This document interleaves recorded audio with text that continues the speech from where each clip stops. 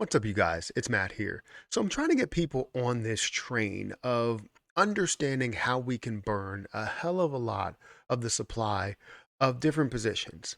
Terra Luna Classic being the next one, right?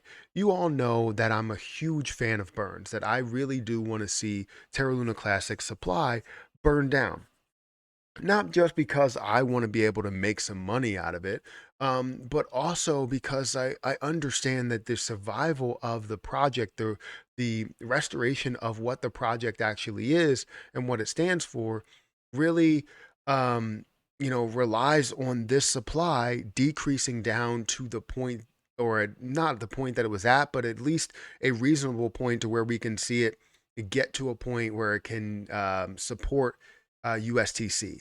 Um, and that would be getting to a level of $1, $2, $3, and that meaning that you would need to see probably billions of dollars worth of a market cap, not trillions of dollars worth of a market cap, in order for it to get to $1. Now we all know that this can go to a penny, but we're pushing for it to get to higher levels, not just for the gains for everybody else, but also for just recovering the project, right? Restoring the project. That's what this overall goal was all about. So let's talk about this. Let's find a way to burn 99% of the supply of Terra Luna Classic, which should be a lot easier than burning 99% of the supply of Shiba Inu.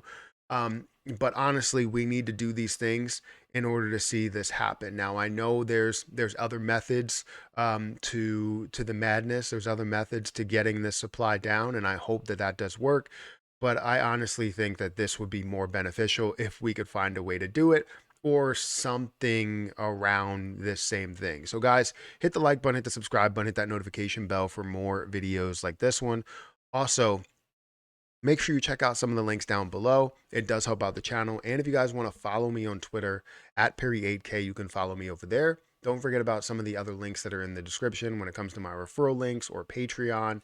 Feel free to be a part of it over there and just support the channel in such a big way. Um, so when we think of Terra Luna Classic and we think of that supply, we look at it and we see, this large amount, right? A 5.8 trillion coin supply, a 6.8 trillion coin supply for total supply. And, we know that there have been too many coins that have been minted, too many coins that have been added. And that was because of the collapse of UST at the time. Adding on billions upon billions of coins and then jumping to a level of trillions of coins showed people an opportunity that I feel like they thought that they couldn't pass up, right? You're burning down the coins. The only way to recover is to burn down that supply rather than, seeing all of these coins out there. So, anyways, you're looking at a 5.8 trillion coin supply, which in order to get to $1 would be a 5.8 trillion dollar market cap. We can say that that's pretty ridiculous for any cryptocurrency really to get there. So, especially since not one single cryptocurrency has gotten to that point, we've seen one up in the trillions, or 1 trillion, which was Bitcoin. Um, but we haven't seen any other ones that have made that move. So, why should we expect that Terra Luna Classic would get up to a $5.8 trillion market cap? I would say there's always a chance that anything can happen, but I still would put that at less than 1% chance that we would see that happen. Now, if it does, then that less than 1% chance, really did come true, and it would be phenomenal for a lot of us investors. Um, but we need to find a way to decrease that supply. And I don't know how many of you are familiar with Elmo ERC. I talked about it a couple of times on this channel, and what it really does. Elmo ERC has a burn mechanism, not on the buy tax or on buying, but on selling. So it disincentivizes selling and incentivizes buying for the normal person. So you're seeing, maybe a price increase or price stabilization for a lot of positions, but so many different markets that are available for, right? So many different markets for this position. Obviously, not as much as Terra Luna Classic. So it has a 10% tax. Now, no way am I saying that Terra Luna Classic should have a 10% tax. I would be fine with a 10% tax, but there's absolutely no way that the community would ever support a 10% tax. They just won't. right? No matter how much I believe that things will, and they'll end up profiting in the end and we'll see a large benefit from it, they just won't do it.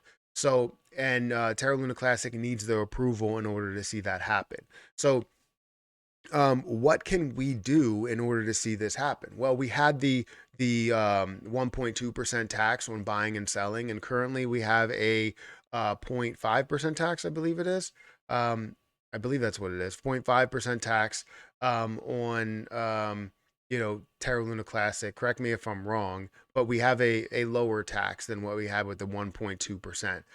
Um, and people thought 1.2 was too high. People thought 2% or 3% is too high. So you can't really expect 10%. But if we did have 10%, imagine how much Terra Luna Classic would burn off and how much we would be able to recover it. You know, people look at this all the time and they're always saying, it's all about use case. It's all about use case. And, burning is not a use case. We understand that burning is not a use case. The main reason that we are, looking for Terra Luna Classic to burn is to recover the chain while getting some sort of gain in return, right? Because we're looking for maybe tens of thousands or hundreds of thousands or maybe even millions of dollars worth of a gain, but we're also looking for the overall chain to be recovered, to be restored, and see the algorithm back in place and see UST back to where it needs to get to, right? Now, USTC. Um, but we want to see it get back to where it was in the past. Um, so Terra Luna Classic needs to find a way to adopt this some sort of tax. Now, like I said, they have had a tax and they still do have a tax, but the main issue is the fact that they're not getting it on exchanges. And I think we still need to fight. And if we do find a way to fight to get it on exchanges, we could see that much more of a benefit. And with the repeg, reaching out to exchanges, understanding if exchanges are on board with this, I think there should be another level to say, hey, we still have a tax going on. Can you support the tax off chain? This is what the benefits will be. Lay out exactly what their profit will be, and they will be more acceptable, right? They will accept the tax with open arms if they know what their profit's going to be. So honestly, I don't know how many times I could say it. I'm not going to say that um, it getting 10% tax is the only way. There's other ways that we can see this happen. But I just want to get this done as fast as possible because it's about restoring what once was. It's not about just having everybody be profitable investors, which would be fantastic.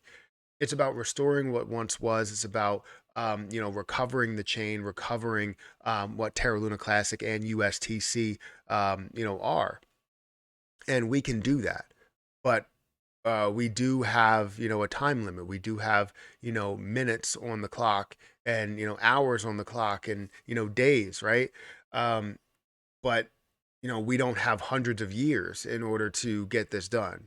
I think that we need to recover this as soon as possible and then find a way to build this thing back up to have a lot of people trust it again.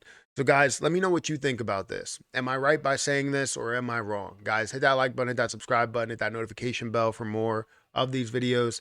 Also, if you guys want to check out some of the links down below, make sure you check out those links. But I'm going to get out of here and I'll catch you in the next one. See ya.